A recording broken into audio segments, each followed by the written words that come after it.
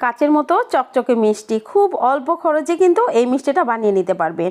আর এই মিষ্টিটা যাকে খাওয়াবেন সে কিন্তু একদম মুগ্ধ হয়ে যাবে, জানতে চাবে কী দিয়ে বানিয়েছেন। মাত্র 20 টাকা খরচ করলে কিন্তু এরকম একটা মানে কাচের মতো চকচকে একটা মিষ্টি রেসিপি আপনারা পেয়ে যাবেন। তাহলে চলুন রেসিপিটা কিভাবে আমি তৈরি করেছি খুব কম খরচে ঝটপট করে দেখে নিই। এখানে প্রথমেই সাবুদানা নিতে হবে। সাবুদানা পরিমাণ মতো নিয়ে খুব অল্প করে পানি দিয়ে, একটু লবণ দিতে হবে, সামান্য একটু লবণ দিয়ে অল্প করে পানি দিয়ে এরকমভাবে মিশিয়ে রেখে দিতে হবে। মানে খুব বেশি পানি দেওয়া যাবে না, আবার একদম কম না, একদম ভেজা ভেজা হবে এরকম টাইপের পানি দিয়ে আধ ঘন্টা রেখে দিতে হবে। অন্য বাটিতে নিয়ে নিচ্ছি, আমি 2 কালারের মিষ্টি বানাবো, এই জন্য এখানে অরেঞ্জ কালার, ফ্রুট কালার দিয়ে দিলাম।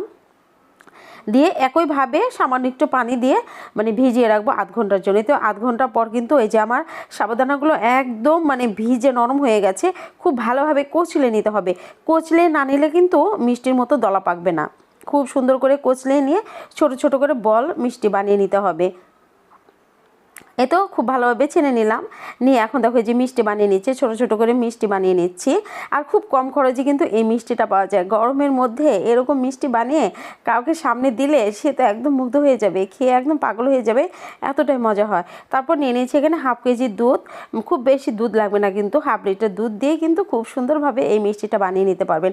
হাফ লিটার দুধ প্রথমে একটু চুলায় দিয়ে বলকটা উঠিয়ে নিলাম, বলক উঠিয়ে নিয়ে এখানে কনডেন্স মিল্ক দেবো স্বাদটা একটু বাড়ানোর জন্য। খুব কম কিন্তু লাগবে, 1 টেবিল চামচের মতো কনডেন্স মিল্ক এখানে দিয়ে দিচ্ছি আমি। দিয়ে খুব সামান্য মানে 10 টাকার যে গুঁড়া দুধের প্যাকেট পাওয়া যায় ওরকম একটা প্যাকেট আমি নিয়েছি। একটা প্যাকেটে আমার 1-1.5 টেবিল চামচের মতো দুধ হয়েছে, এটা দিয়ে দিলাম। আর 1 টেবিল চামচ কিন্তু দিয়ে দিলাম। আর মিষ্টিটা তোমাদের পছন্দ মতো দিয়ে দিতে হবে, কম বেশি যে যেমন খাও মিষ্টি। আমি এখানে 2 টেবিল চামচের মতো মিষ্টি দিয়ে দিলাম, চিনি আর কি দিয়ে দিলাম। আর সামান্য একটু লবণ দিতে হবে।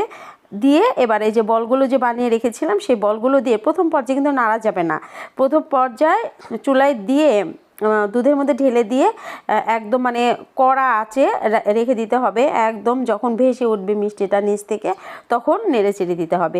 খুব কম সময় কিন্তু মিষ্টিটা হয়ে যায়, আর খেতে এত মজা আর দেখতে তো অসম্ভব মজা। যে কেউ দেখলে মানে খাওয়ার আগে কিন্তু পেটটা ভরে যাবে দেখে, এতটাই সুন্দর দেখতে এই ডেজার্টটা। এ তো এবার আমি নেড়ে দিচ্ছি, প্রায় সিদ্ধ হয়ে গেছে, খুব কম সময় কিন্তু সিদ্ধ হয়ে যায়। যেহেতু আমি মানে সাবুদানাগুলো একটু ছেনে নিয়েছিলাম, খুব দ্রুত সিদ্ধ হয়ে যাবে।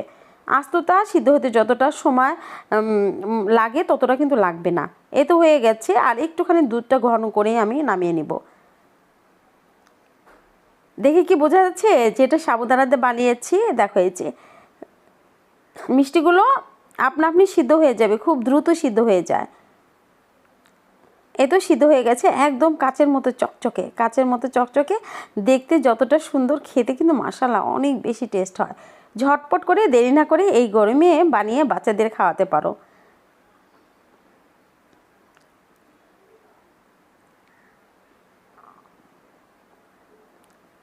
এই তো আমার মিষ্টিটা কিন্তু হয়ে গেছে। এখন আমি চুলাটা বন্ধ করে দেব, আর 2-1 মিনিট রেখে কিন্তু চুলাটা বন্ধ করে দেব। হয়ে গেছে, এরকম ঘনত্ব হলেই নামিয়ে নিতে হবে। এই তো আমি চুলা কিন্তু বন্ধ করে দিয়েছি, চুলাটা বন্ধ করে দিয়েছি। এখন ঢেলে দেখাচ্ছি তোমাদের। দেখো কতটা সুন্দর, কতটা লোভনীয়, যে কেউ দেখলে খেতে চাইবে। সব যত ডেজার্ট দাও না কেন এটা কিন্তু আগে উঠিয়ে নেবে, দেখতে কতটা আকর্ষণীয় লাগছে। এই গরমে একদিন হলে বানিয়ে খাবে, আর একদিন বানালে কিন্তু রোজ রোজ বানিয়ে খেতে ইচ্ছা করবে, এতটাই মজা।